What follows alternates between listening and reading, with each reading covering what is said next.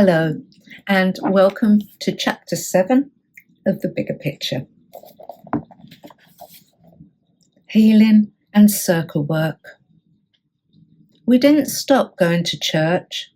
June agreed that there was much more to learn, and so we went back nearly every Sunday for around 5 years. It was an amazing time for both of us. I was learning that there was so much more to spirituality than just getting messages from Spirit every Sunday evening, as nice as that was. But the messages were just evidence, really, that there is life after death. If the Spirit lived on, then I wanted to know where it went and what they did when they got there. Some people thrive on the comfort that the messages from their loved ones gives them, and that's all they really go to the church for. And that's perfectly okay. Others who are grieving seek out mediums to give them reassurance that their loved ones have indeed gone to a better place. It's these people I do worry about, that they, at a vulnerable phase, could be totally duped by unscrupulous people, and of course it's the charlatans that are always portrayed in the media and on TV. If you feel in need for a medium, then please do your homework first. Go on positive recommendations or go to a church. Thursday nights was healing night at our church. People would pop in for some healing for all sorts of things, and members of the church would administer. Curious, I asked if I could go along to better understand the process. Yes, of course, one of the ladies replied. And we can start to show you how to work with healing. Blimey, I hadn't expected that, but I was willing to give it a go. Their healing was simple. They just placed hands on the person being healed and asked Spirit to assist. Bloody hell, if that was that easy to heal people, why aren't more people doing it? And why was there so much sickness in the world? And why wasn't our medical profession using it? So many questions. Later, I learned that intent was everything. What we focused on was crucial to the outcome. I was amazed by those healing sessions. My body grew hot and my fingers swelled. It felt like I had big fat sausages on the ends of my hands.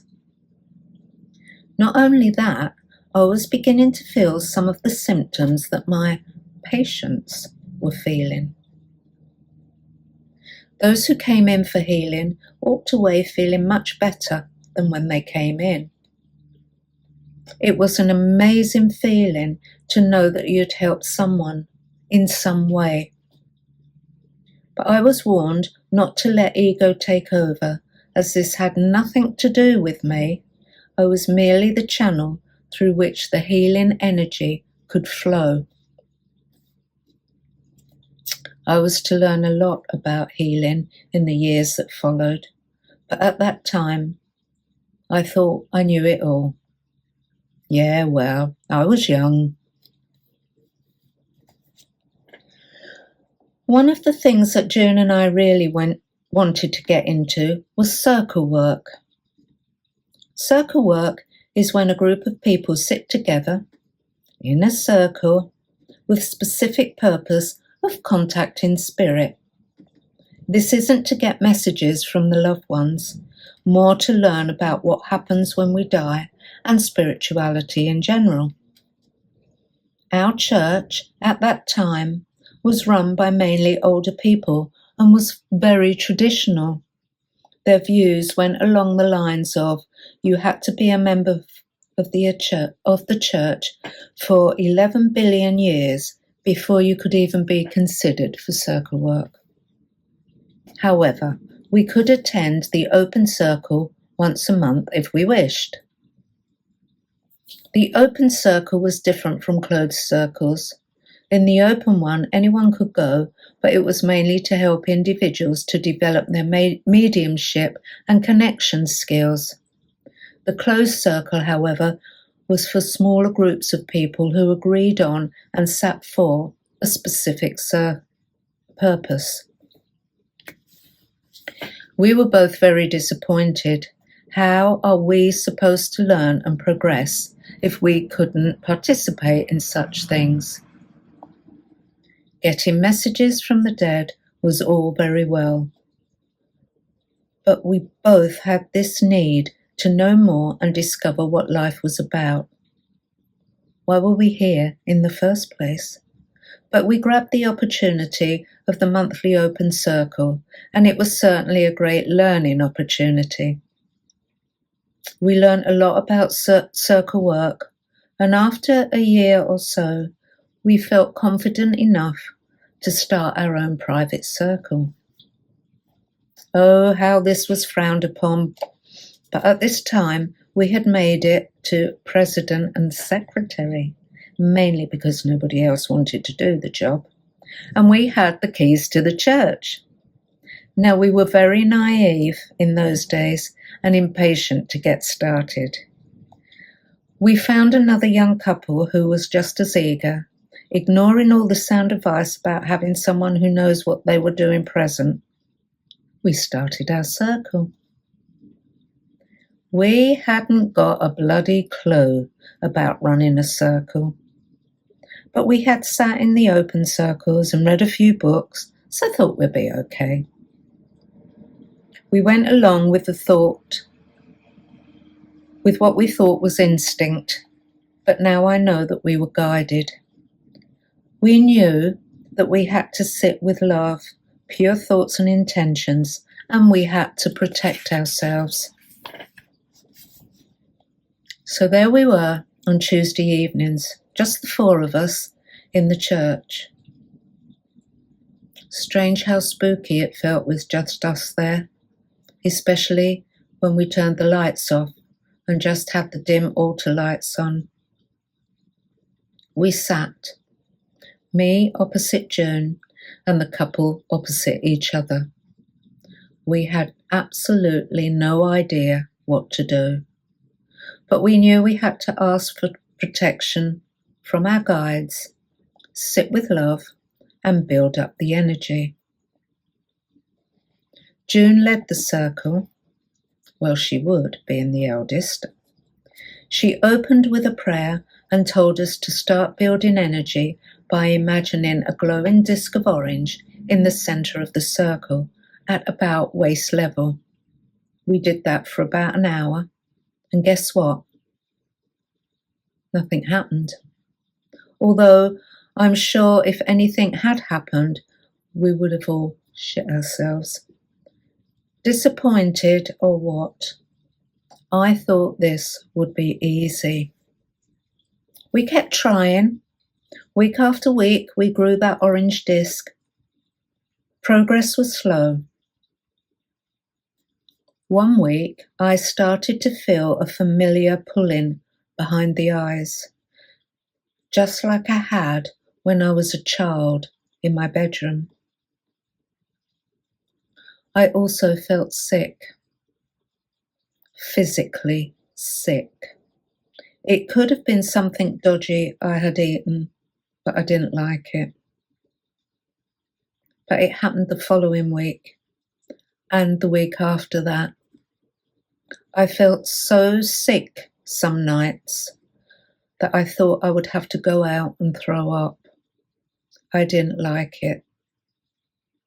I mean, who does like that feeling of wanting to throw up? After the weeks passed, the nausea passed, but nothing more was happening. Still we sat. And then, one night, out of the blue, we made a breakthrough. "Oh," I said, "it feels like something has just bashed into my left side." It was quite a significant bash, and I felt like it had caused me to bend over to the right. "Okay," said June. "Now don't be alarmed, but I can see an open door on your left, and it was the door swinging open that crashed into you. There's a flight of stairs, and a man at the top with his arm out, stopping people coming down the stairs. Behind him, there are loads of people, all waving at us and shouting hello." Shitting bloody hell, what was that all about? But that was it for the night, and for several weeks after that. Blimey, the spirit works so slowly, doesn't it? We continued and we grew, and as the weeks passed, more and more happened. We learnt that the guy at the top of the stairs was our gatekeeper, and he would only let through those who needed to be let through. We always worked in the same way. I would physically feel spirit, could feel pressure on my body, and I just seemed to know things without knowing how I knew them, if that makes sense. I later learned that this was a mix of clairsentience, which loosely translated means clear feeling, and claircognizance, which means clear knowing. There are other clairs, the best known being clairvoyance or clear seeing. So whilst I knew when spirit was drawing near and could pick up on their thoughts and feelings and just knew why they were here with us, June complemented that by seeing what I was feeling. The other two in the group added detail. We worked well as a team, and we went from strength to strength. We learned how to work with spirit, how to protect ourselves and our circle, and learned that we could say no to spirit if we didn't feel easy or comfortable with them. We learned that we had guides working with us, both individually and guides who came to teach us. I learned to say the first things that came into my head without trying to analyze them and without allowing my own thoughts to get in the way. I think this was one of the most valuable lessons I learned, to simply get out of my own way, stop doubting what I was getting, and allow spirit to come through unhindered. We eventually had a spell as a rescue circle, sending lost souls into the light. This was highly rewarding, but also very draining. We met our guides and those who would work with us in our spiritual development. I remember one night we met a guide that June and I shared. He came to me with something quite heavy on his head and something large placed around his neck, shoulders and chest. He came with so much love for both of us, and I was feeling quite choked emotionally. When June eventually saw him, she described a tallish gold hat-type thing on his head, and around the shoulders was a whitish leather-type collar engraved with golden hieroglyphics. He was of the Aztec-type people, but not an Aztec. Apparently, in a past life, I was his wife, and June was our child. Oh, for God's sake, really? That really did cause quite a stir and sent us into fits of laughter, and it took a long time for her to stop calling me Mum. Seriously, though, it was no wonder that we felt such a deep connection and formed a deep friendship from the moment we met. Have you ever felt that immediate connection with someone you have just met? You know that you know them, but probably not from this lifetime. The main lesson we learned from those early days of circle work was to never give up trying. We kept on and on, even during the weeks and months that nothing happened. Eventually we succeeded, and boy, it was simply amazing when we did. The overall feeling for me at that time was a great sense of familiarity and being exactly where I should be. Something that had previously been missing was now firmly in my life. See you next time.